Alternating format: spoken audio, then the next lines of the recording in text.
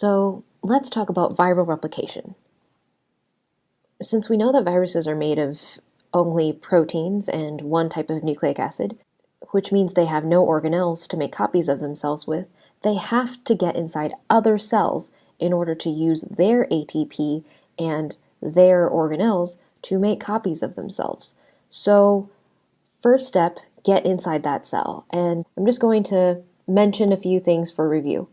So remember, there are three ways of getting into a cell. One of the ways of getting in is that bacteriophages, they literally just inject their genetic material inside of the cell, whereas every other type of virus uses one of two ways.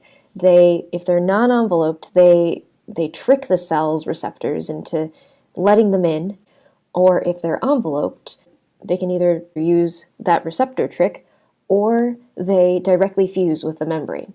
And once that genetic material is inside of the cell, the virus has hacked in and it's ready to do a takeover.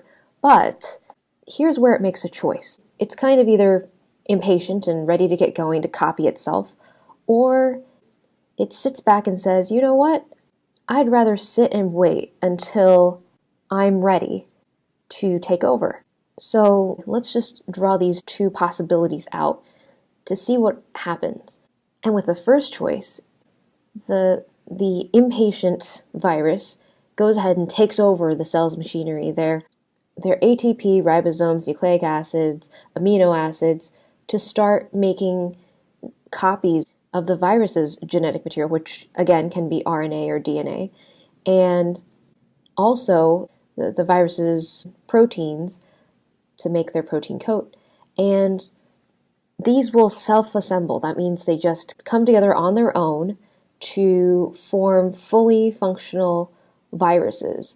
And because it keeps making more and more and more of these, it will eventually force the cell to lyse or break open. And once it breaks open, all of these viruses are released into the environment. And if there are other cells nearby, then this army can start marching out to infect, to hack into those nearby cells and create more armies. So this makes a lot of sense if you have a lot of hosts around and your goal is to just create the biggest army in the fastest way possible. And so that's the impatient virus. So what about the other option? The other option is where the virus decides it's just going to sneak in and hitch a ride.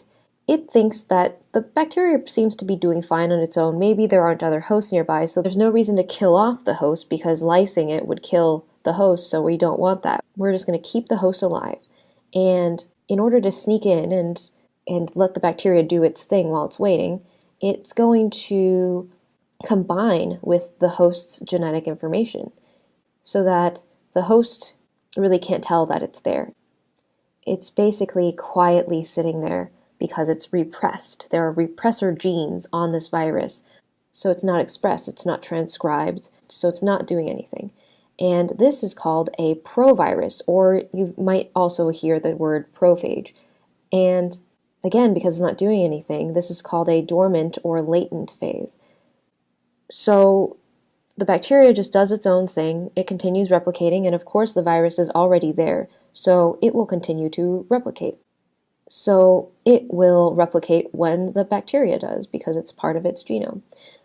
But about 1 in 10,000 times that this happens, or if something happens like the bacteria is exposed to UV light or something, well, in any case, there's something that weakens that repressor gene that we talked about on that virus. So it's no longer quiet. And the host's genome, like most other genomes, will start wanting to repair itself. That means it will cut out to try to repair its genome. It will excise out part of its DNA that just happens to be the virus. And now the virus is active. It's ready to make copies of itself, lyse the cell, and get its army out into infecting other cells. So the official terms for the impatient method is the lytic cycle, and the hitch-a-ride method is called the lysogenic cycle. So now you should have a good idea of what the lytic and lysogenic cycles are in viral replication.